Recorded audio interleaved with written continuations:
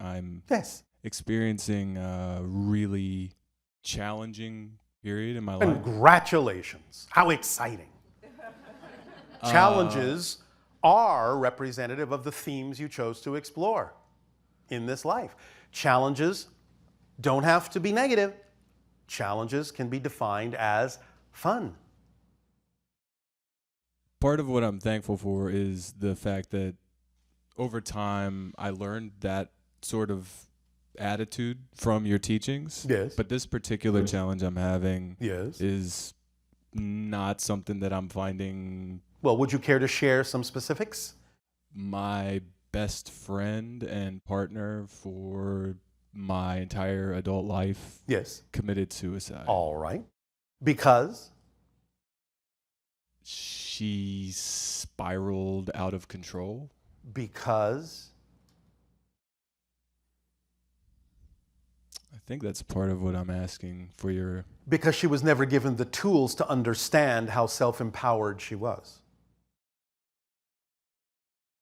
Do you understand? I tried to bridge that gap with her, and we Yes. made some friends who seemed to be synchronistically drawn to us at the time when Yes. we would need that kind of support. But it wasn't enough. It did not. Understand that when people are not raised understanding the tools, they also may not have the tool to understand the tools. In other words, they simply have created a reality where they make it incapable of learning the tools. That can be one of the things that they've learned, Right. is you can't learn anything else. Yeah, that was, she was All right. pretty stuck. All right. But you understand now she's not. She is a free spirit and understands now the dynamics that happened in the life and understands how to add that knowledge to her spiritual growth. Yes? You understand that she's okay now. I struggle with that. Why? What are your beliefs about the idea of transitioning into spirit? So people have told me different things. I've Yes. heard that Such as? people who commit suicide are stuck in a karmic loop where they have to resolve the thing that they refuse to acknowledge. Excuse me, you can't hear it, but I'm laughing. That is an idea that someone can choose to experience, but it's not an automatic thing. It's only based on whatever the strongest beliefs are of the person who made the transition. Now, let's give the most extreme scenario in, let's just say, religious terms, because that's something relatively familiar to most of you. Right. Many people feel that, all right, I've been a bad person, and when I die, I'm going to go to hell. Sure. Understand that in spirit, physical materiality, while it sort of can still be experienced in some way, is not really physical in the way you understand physicality. And time and space are much more flexible than what you experience in your physical life. Sure. So even if someone crossed over and found themselves standing in the fires of hell, the instant they went, oh, I really don't prefer this at all, they would be out of it. Because there's no time lag in spirit. And that instant transition to something different would be the first lesson in understanding that it's their choice to create their reality as they see fit. So while your friend may have, at first, experienced a little bit of a jolt of whatever the belief systems were that made it seem to be the logical choice to take her life, the instant she realized that that was not necessarily something she preferred, she'll experience something completely different. And most everyone will go through what you classically call life review. There's no judgment on it. You just automatically understand all the things and all the choices and all the consequences of the choices, and you, in a sense, sort of re-experience them, but from a different point of view, a little bit more of a detached point of view. It's kind of like sort of being given a refresher lesson about what happened and what you chose and what you did with it. But there's no judgment on it. You will understand, all right, well, I made some choices that weren't necessarily to my benefit in the way that they could have been, but I can still learn from that, and I can still grow from that, and therefore it's okay. And when people get into spirit, one of the first things they experience is they really don't want any of you to worry that they're not okay, because they are okay. They really are. You follow? I follow that she's okay. I don't feel okay. Well, I know, but that's only because of your definitions of what's going on. So the idea is to remove the limitations from your own definition so that you understand that sometimes the timing of one person who you are very close to going into spirit before you, no matter what the methodology they may have chosen, is an opportunity for you to stretch yourself to reconnect to them. So in other words, going into spirit is an invitation to you from her to reach for her.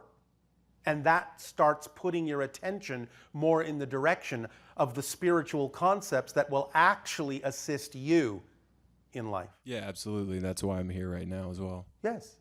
So by allowing yourself to know that she is still in existence, closer than you think, many of you are really only separated from the spirit realm by just about this much frequency. And in fact, it's actually closer than that. Let me inform you of something. This is how it works. Understand that in a sense, I'm just going to use these terms to make it an easy illustration. In a sense, spirit is your natural state. Physical reality is just a projection of consciousness. You never actually leave spirit to become physical. Your spirit doesn't leave the spirit realm and go into a physical body. Right. You are still in spirit right now with her. You've never left. Neither of you ever left spirit. You are just still dreaming that you've left. She's woken up from that dream. But you're both there. So she is interacting with you on a whole other level of yourself that is already in spirit. The more you raise your frequency to become more your version of the you that is always in spirit, the more sensitive your physical senses will be to being capable of communicating with her in spirit, because you are already there with her and have never left. So you will start being able to see through the dream of physical reality, which is one of the reasons she left before you did. Because you had an agreement that she would help you learn how to be more of yourself. And this is one of the ways in which she's helping you do that, by reminding you through us that you are both in spirit right now, and that you're only dreaming that you're not, and only dreaming that you're separated, which you're not. Yeah, I have the intuition of that being true, and I feel that urge to reach to her. Then do so and see what synchronicity brings you that will hone your senses, so that in time you will actually know that you are communicating, and you will not feel that there is really any kind of a disconnect. Did I attract this circumstance to myself? You both agreed to it. You both agreed that this is how it would work, that this is what you would need at this point in your life to elevate you to another level. We understand that from the physical human perspective, it can at first feel painful and that you can miss the person. We understand the concept of your grief, and we're not invalidating it at all. We're simply saying you can take that energy and understand that it is the energy you're feeling of them.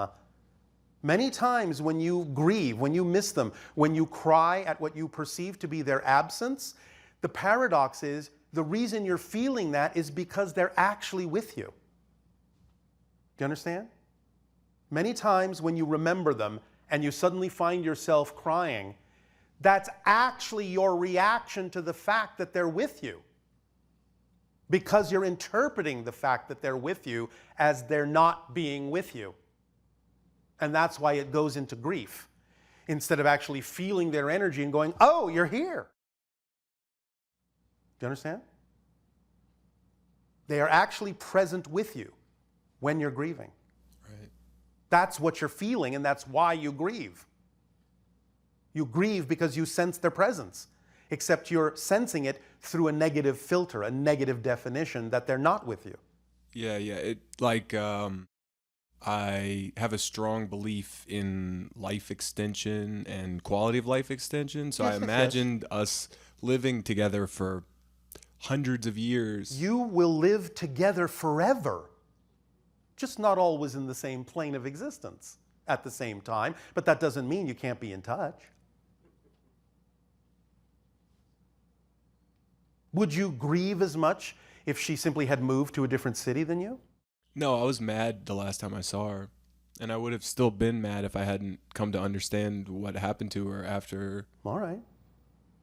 But again, moving into spirit is no different than moving to a different city, that's all. It feels a lot more permanent and separate. And why does it feel that way? Because of what you've been taught to believe about the idea of the difference between physical and non-physical reality, when there isn't as much difference as you think. Right.